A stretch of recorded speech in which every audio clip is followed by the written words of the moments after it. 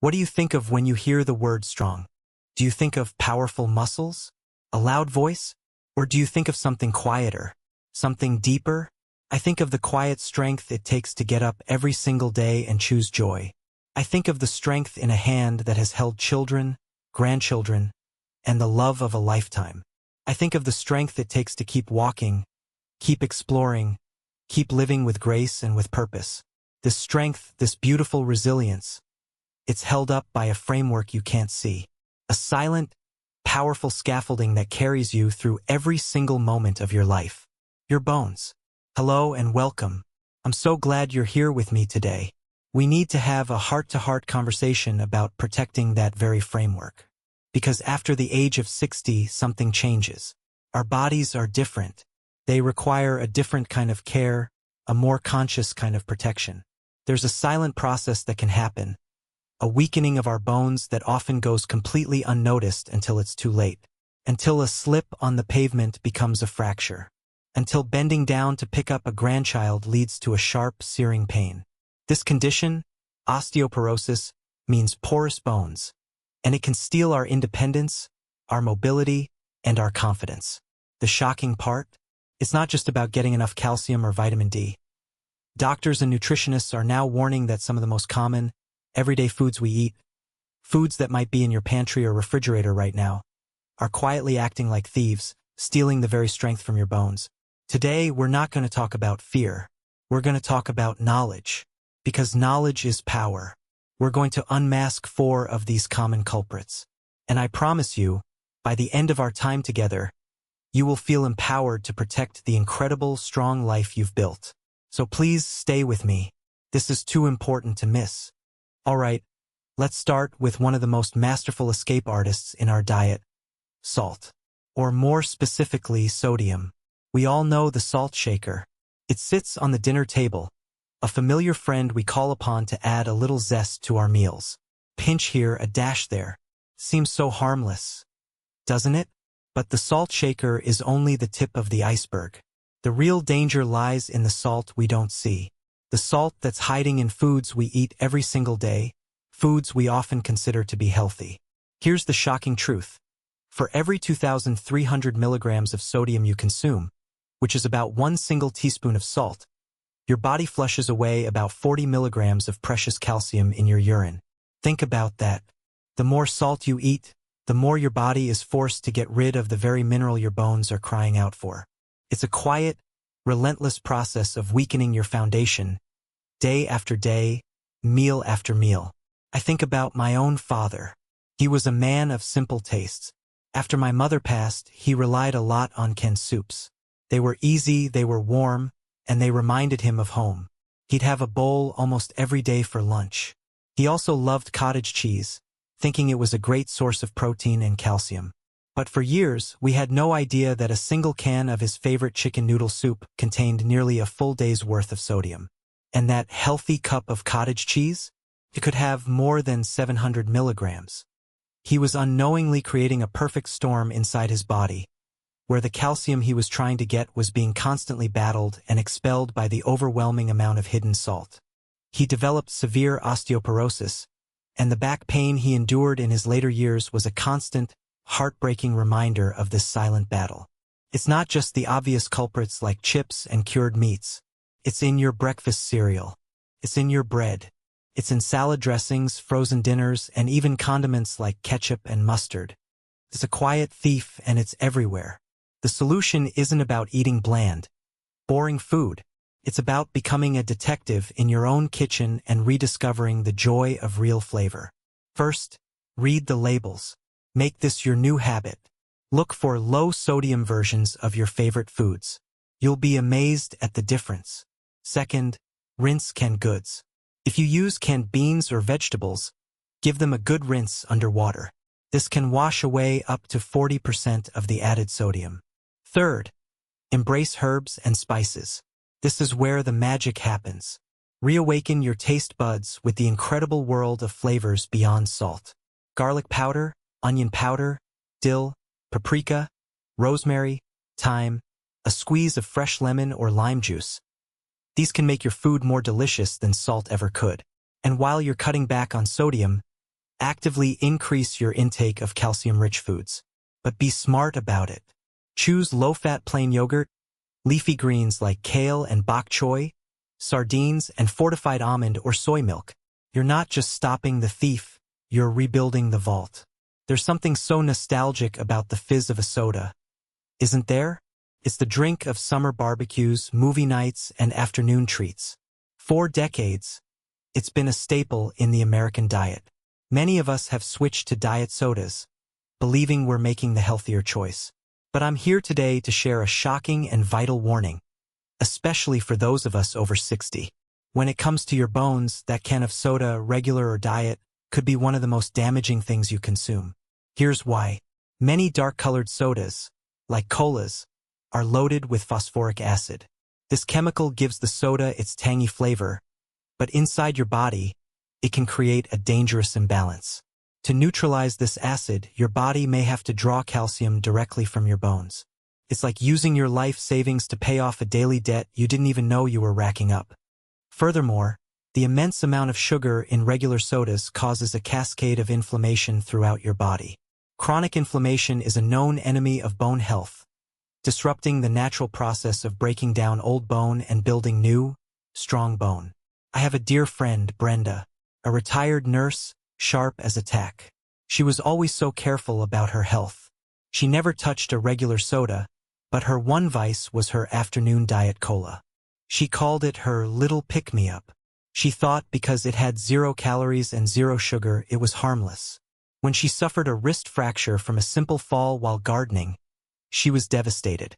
Her doctor ordered a bone density scan, and the results were a shock. Her bones were significantly weaker than they should have been. Her doctor pointed to her decades-long, daily diet soda habit as a major contributing factor. Brenda was heartbroken. She said, "I spent my whole life caring for others' health, but I was drinking a poison for my own bones every single day without even knowing it. Breaking a lifelong habit is hard, but your health, your freedom, and your future are worth it. It's about replacing that habit with one that loves you back. If it's the carbonation you crave, switch to sparkling water or seltzer. You can add a splash of real fruit juice, like cranberry or orange, for flavor. Or infuse your water. This feels like a luxury but is so simple. Fill a pitcher with water and add slices of cucumber and mint, or lemon and raspberries. It's beautiful, refreshing, and incredibly good for you. And finally, rediscover tea. Explore the world of herbal teas. Peppermint tea can soothe your stomach, chamomile can calm your nerves, and green tea is packed with antioxidants. And here's another tip. The sun is your bone's best friend. Your body produces vitamin D when your skin is exposed to sunlight, and you absolutely need vitamin D to absorb calcium. Make it a new morning ritual to sit outside for 10 to 15 minutes without sunscreen. Let the sun kiss your skin. It's nature's free bone-building supplement. The morning cup of coffee. The aroma alone is enough to wake us up. It's a ritual, comfort, a moment of peace before the day begins. And I want to be very clear. I am not here to tell you to give up your coffee, but we must talk about the concept of excess. Because like salt, caffeine can act as a diuretic and can cause calcium to be flushed from your body. The effect of a single cup isn't dramatic, but when one cup turns into 3, 4, or 5 throughout the day, the cumulative effect on your bones can be significant. The shocking part is how easily we can cross the line into excessive without realizing it. A large coffee from a coffee shop can contain as much caffeine as 3 or 4 traditional homemade cups. Add in an iced tea in the afternoon or a piece of dark chocolate for dessert, and you've suddenly put a major strain on your body's ability to hold on to its calcium. Let me tell you about my neighbor, George, a brilliant retired professor who spends his days reading and writing. His fuel was coffee. He'd have a pot going all day long. It was his companion. He'd often joke, "I have more coffee in my veins than blood." He started to stoop. His posture, once so proud and upright, began to curve forward. He complained of a dull, persistent ache in his back. It was the classic sign of compression fractures in his spine, a direct result of severe bone loss. His lifelong, excessive coffee habit, which he never saw as a danger, had played a major role in weakening his spine bone by bone, year by year. It's a stark reminder that even good things can harm us when we lose a sense of balance. This is about being mindful, not about deprivation. It's about enjoying your ritual while respecting your body's limits. First, know your limit. Most experts agree that up to 400 milligrams of caffeine a day is safe for most adults. That's roughly 3 to 4 8-ounce cups of coffee. Be honest with yourself about how much you're really drinking. Second, make up for it. If you love your coffee, that's okay. Just be sure you're getting enough calcium to offset the minor loss. A simple rule of thumb is to add a couple of tablespoons of milk or fortified creamer to your cup. Third, set a curfew. Try making a rule to switch to decaf or herbal tea after a certain time, like 2 p.m. This will not only help your bones, but can also dramatically improve the quality of your sleep, which is when your body does its most important repair work. And remember to incorporate weight-bearing exercise into your day. Your bones get stronger when they have to work against gravity. This doesn't mean you have to become a weightlifter. Walking is fantastic. Dancing, light aerobics, climbing stairs, these activities send a signal to your body to build more bone density. Move your body with joy. This last one can be difficult to talk about. A glass of wine with dinner, a beer with friends, a celebratory cocktail. Alcohol is deeply woven into the social fabric of our lives.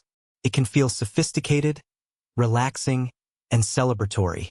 And in moderation, for many people, it can be. But when it comes to the health of your bones, especially in our golden years, alcohol is a serious and significant threat. Chronic, heavy drinking is a direct and devastating blow to your skeleton. Here's how. First, alcohol directly interferes with the cells that build new bone, called osteoblasts. It essentially puts your bone-building factory on a go-slow strike. Second, it can wreak havoc on your hormones. It increases cortisol, that stress hormone we talked about, which is known to decrease bone mass. It can also lower estrogen and testosterone levels, which are critical for maintaining bone strength in both women and men. Third, it interferes with your body's ability to absorb calcium and vitamin D. So even if you're eating well, the alcohol is preventing those crucial nutrients from ever reaching your bones. It's easy to think this only applies to alcoholics. But the definition of heavy drinking that harms bones is often less than we think. For women, it can be more than 1 drink a day. For men, more than 2. I think of a woman I knew from a community group. A vibrant, funny, life-of-the-party type. She was lonely after her husband passed, and her evening ritual became 2 or 3 generous glasses of wine to take the edge off. It was her way of coping, but her balance started to suffer. She had a few falls.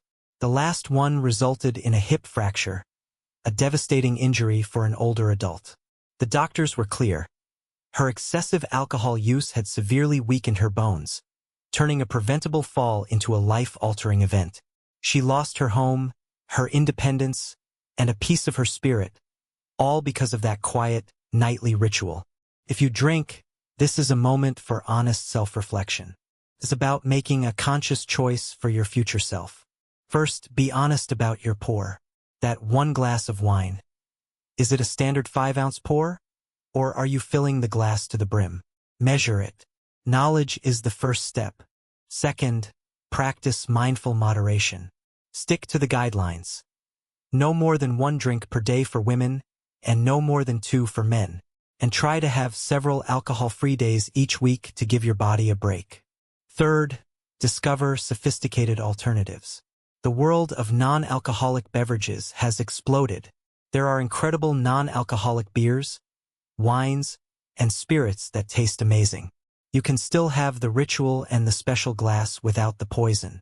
And finally, pack your diet with bone-healthy nutrients. Think magnesium, found in nuts, seeds, and beans, potassium, bananas, sweet potatoes, and vitamin K, leafy greens. Eating a colorful variety of whole foods is one of the most loving things you can do for your entire body, including your bones. We've been through a lot today, haven't we? Salt, soda, caffeine, and alcohol. They're everywhere, and they've been part of our lives for so long. My hope today is not that you leave here feeling deprived or afraid. My hope is that you feel a new sense of awareness, a new sense of control. You have the power to walk into your kitchen tomorrow morning and make a different choice. To trade the can of soup for a homemade version seasoned with herbs. To reach for sparkling water instead of a soda. To savor one single, delicious cup of coffee. This isn't about becoming a perfect eater overnight. It's about progress, not perfection. It's about loving yourself enough to protect your own future. Every time you make one of these small, conscious choices, you are casting a vote for a future where you are strong. A future where you can kneel in your garden, where you can lift your grandchild into the air, where you can walk with your head held high, without pain and without fear. Your bones have carried you through a lifetime of experiences.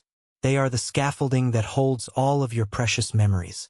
Now it's our turn to carry them, to protect them, to nourish them, so that they can continue to carry us into a vibrant, independent, and beautiful future. Thank you so much for sharing your time with me. Be well and be strong.